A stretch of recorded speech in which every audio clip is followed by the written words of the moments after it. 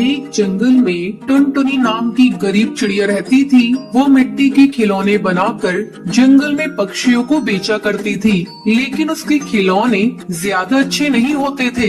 एक दिन वो टोकरी में खिलौने बनाकर जंगल में बेचने के लिए जाती है। खिलौने ले लो, खिलौने मिट्टी के खिलौने ले लो, हाथी घोड़ा चिड़िया और बंदर ले लो, खिलौने सुंदर सुंदर ले लो।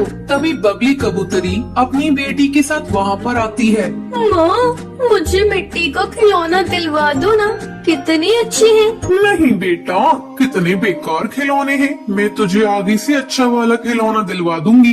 बबली बहन, ले लो ना खिलौना, मैं सस्ते दाम में दूंगी। लेकिन बबली कबूतरी मुंह बनाकर वहाँ से चली जाती है। अब सुबह से रात हो जाती है, टुनटुनी का एक भी खिलौना नहीं बिकता है। सुबह से शाम हो गई है, एक भी खिलौना नहीं बिका और मैं घर वापस भी नहीं जा सकती। 3 दिनों से खाना नहीं खाया है मैंने, आज तो भूखा सोना पड़ेगा। तभी उसके पास में एक कालू कौवे की दुकान थी। वो टुनटुनी से कहता है, क्या हुआ टुनटुनी बहन, आज फिर तुम्हारे खिलौने नहीं बिके? मेरा तुम्हारी मदद करने का बहुत मन करता है, पर मैं मजबूर हूँ। मेरे बीवी बच्चे हैं, इन पैसों में उनका ही पूरा नहीं हो पाता है। कोई नहीं कालू भैया, आपने मेरे बारे में सोचा, यही काफी है मेरे लिए। ये कहकर टुनटुनी अपने घर जाने लगती है। तभी उसे जंगल में पीछे से अजीब सी आवाजें सुनाई देती हैं। ये सुनकर टुनटुनी डर जाती है। टुनटुनी बेटा, इधर आओ। टुनटुनी इधर आओ मेरे पास। जैसे ही टुनटुनी चिड़िया पीछे मुड़ती है, वो वहाँ पर एक बूढ़ी सी टूनी चिड़िया को बैठा हुआ देखती है। आप कौन है? यहाँ पर क्या कर रही है? बेटा, मेरा नाम टूनी है, मैं पास वाले जंगल में रहती थी, वहाँ मेरा घर जल गया, अब मैं अकेली हूँ, क्या मैं तुम्हारे साथ रह सकती हूँ? माँ जी, मैं आपको अपने साथ तो ले जाऊंगी, लेकिन मेरे पास कुछ खाने के लाले हैं, मैं आपको क्या खिलाऊंगी, लेकिन फिर भी आप मेरे साथ चल सकती है, यहाँ अकेला जंगल में रुकना ठीक नहीं होगा। टुनटुनी टूनी को अपने साथ अपने घर ले जाती है। बेटा, मुझे बहुत तेज भूख लग रही है, जरा कुछ खाने के लिए बना देती हूँ, देखती हूँ किचन में कुछ मिल जाए। पर मेरे किचन में कुछ भी नहीं है, मैं खुद 2 दिन से भूखी हूँ माँ जी। फिर भी टूनी चिड़िया की आत्मा किचन में जाती है और अपने असली रूप में आ जाती है और जादू से सारे डिब्बे खाने से भर देती है।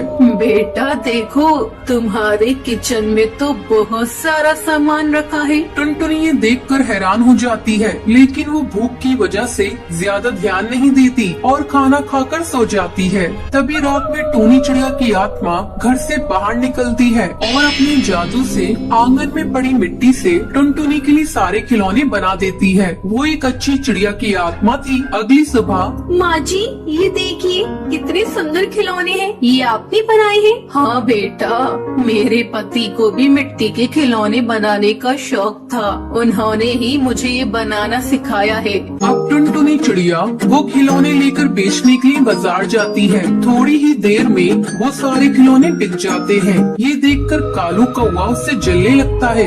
ऐसा क्या हो गया एक दिन में? इस टुनटुनी के खिलौने इतने सुंदर कैसे बन गए? मुझे पता लगाना होगा। अब वो रात में टुनटुनी के घर जाता है। तभी वो देखता है टूनी चिड़िया की आत्मा अपने जादू से मिट्टी के खिलौने बना रही है। ये देखकर वो डर जाता है।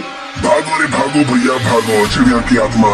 अगले दिन वो जंगल के पक्षी और जादूगरनी के साथ टुनटुनी के घर आता है। अरे टुनटुनी, बाहर निकलो, घर से बाहर आओ। क्या हुआ है भैया, आप इतना चिल्ला क्यों रही हैं? टुनटुनी, कल रात कालू कौवे ने तुम्हारे यहाँ एक चिड़िया की आत्मा को देखा है, कहाँ है? उसे घर से बाहर निकालो, कहाँ छुपा रखा है? कालू कौवा, वो औरत बहुत अच्छी है, वो कोई चिड़िया की आत्मा नहीं है। माँ जी बाहर आइए, देखिए ये सब आपको क्या बोल रहे हैं। टूनी चिड़िया बाहर आती है। जादूगरनी उससे पूछती है, कौन हो तुम? यहाँ पर क्या कर रही हो? बता, तू चिड़िया की आत्मा है ना? मैं जानती हूँ।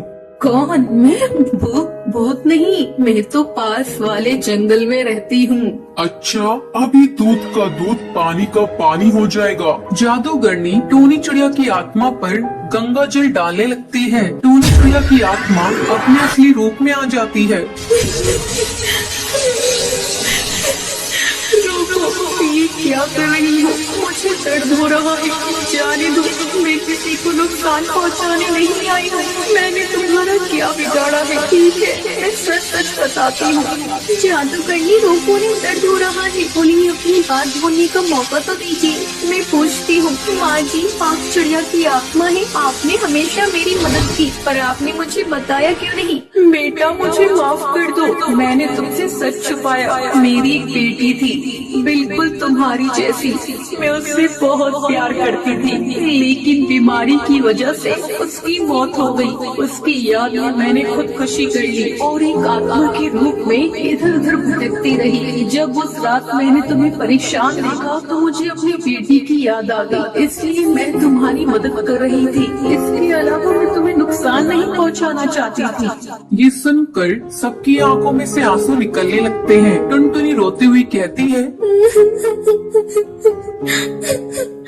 माँ, आप परेशान मत होइए, मैं भी आपकी बेटी जैसी हूँ। हाँ बेटा, मुझे तुम्हारे रूप में अपनी बेटी मिल गई। मुझे अब और क्या चाहिए? मैं चलती हूँ, बस तुम ध्यान रखना, जब भी तुम्हें मेरी जरूरत होगी मैं तुम्हारे पास मिलूंगी।